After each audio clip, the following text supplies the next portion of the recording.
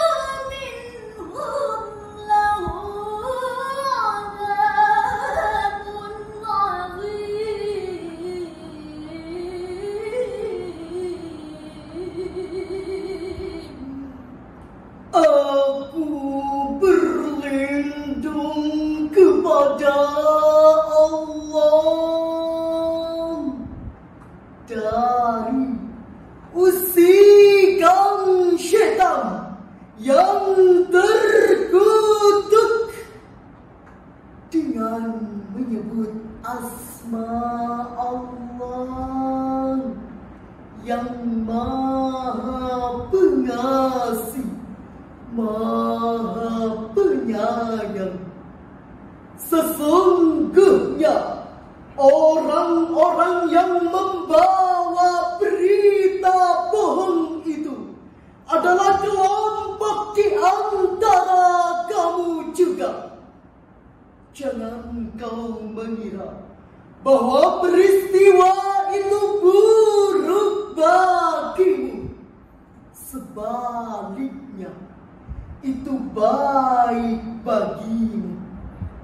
Setiap orang di antara mereka akan mendapatkan balasan dari apa yang diperbuatnya. Adapun orang yang mengambil peran besar di antara mereka, dia akan mendapat azab yang sangat berat. Hadirin jamaah Syarhil Quran yang berbahagia, Profesor Dr. Wahbah Az-Zuhaili dalam kitab Tafsir Al-Munir jilid 9 halaman 518 menjelaskan bahwa ayat tersebut mengisyaratkan bahwa penyakit masyarakat yang paling berbahaya adalah kelompok masyarakat itu sendiri.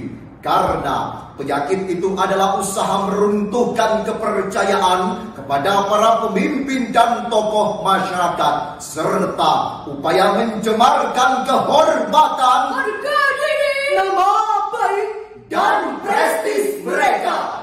Hadirin, tafsiran tersebut nyatanya sejalan dengan informasi-informasi hoax yang sedang beredar di media sosial. Apalagi menjelang pemilu tahun 2024 beberapa waktu lalu.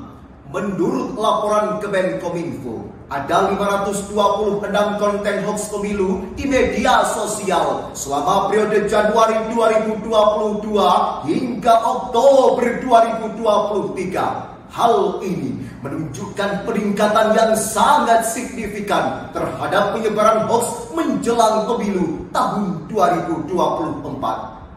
Oleh karena itu hadirin, bagaimanakah tuntunan Al-Quran dalam menyikapi hoax? Sekali lagi, marilah kita dengarkan firman Allah dalam Quran Surah Al-Hujurat ayat 6.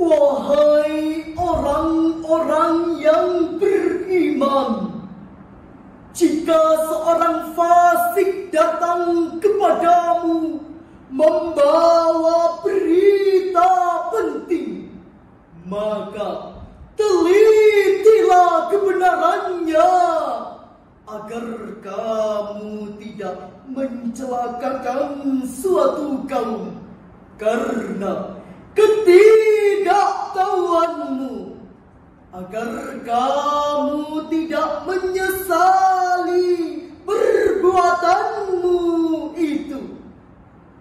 Maha benar Allah dengan segala firman-Nya, dan Dialah yang Maha Agung. Hadirin jamaah Syarhil Quran yang berbahagia, Dr. Aib Al-Qarni dalam kitab Tafsir Al-Muyassar halaman 602 menjelaskan bahwa ayat tersebut merupakan anjuran kepada umat Islam yang beriman agar berhati-hati dalam menerima berita yang datangnya dari orang fasik. Ayat ini juga merupakan peringatan yang ditujukan kepada kaum muslimin bahwa dalam menerima berita harus selalu bertabayun dan berhati-hati. Mengapa hadirin?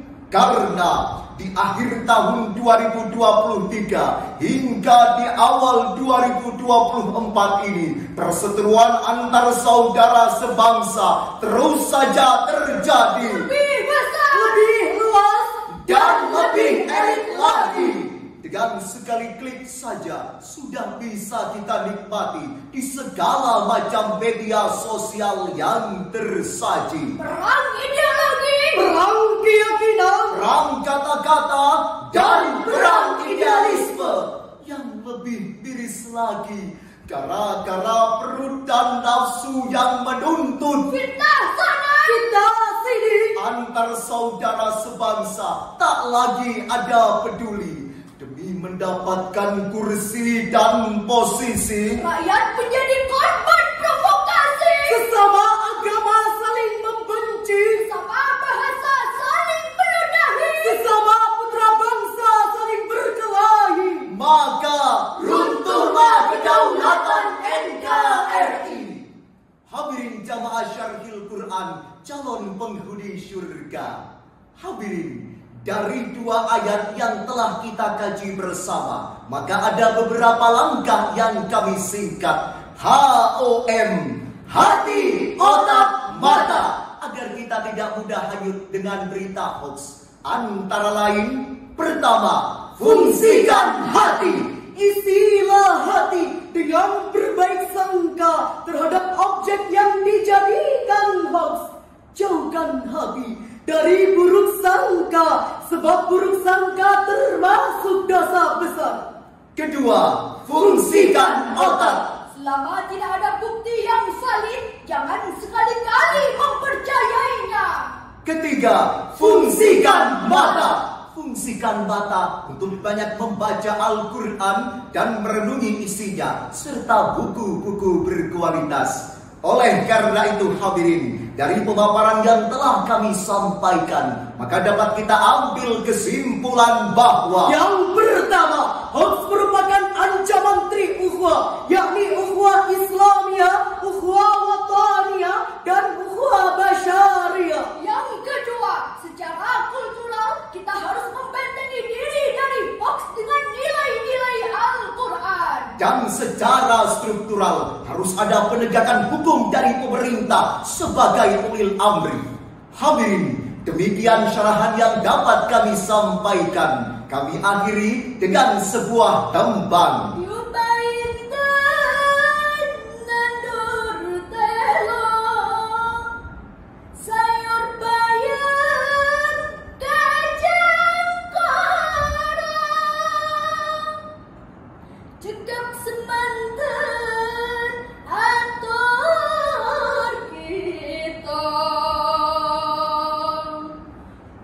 Pilih lepas kita nyuwun pangapunten.